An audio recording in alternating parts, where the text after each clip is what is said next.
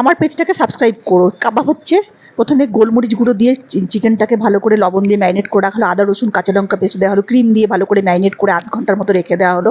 এবারে কড়াইতে সর্ষের তেল দিয়ে তার মধ্যে পেঁয়াজ ভাজা ভালো ভালো করে পেঁয়াজগুলো কুচি কুচি করে ভেজে নেওয়া হচ্ছে। তারপরে আদা রসুন কাঁচা লঙ্কা পেস্ট দেওয়া হলো, তারপরে একটু টমেটো দেওয়া হচ্ছে, টমেটো দিয়ে ভালো করে কষিয়ে নেওয়া হচ্ছে। তারপরে একে একে মশলাগুলোও দেওয়া হবে, মাটন কিমা দেওয়া হলো, ভালো করে কষিয়ে নেওয়া হচ্ছে, হলুদ গুঁড়ো, লবণ, কাশ্মীরি লঙ্কা গুঁড়ো, গোলমরিচ গুঁড়ো ভালো করে নেড়ে চেড়ে জল দিয়ে দেওয়া হলো, ভালো করে কষিয়ে নেওয়া হচ্ছে, ধনে গুঁড়ো জিরে গুঁড়ো দেওয়া হচ্ছে, ভালো করে কষিয়ে জল দিয়ে ঢাকা দেওয়া হলো যতক্ষণে সিদ্ধ না হচ্ছে।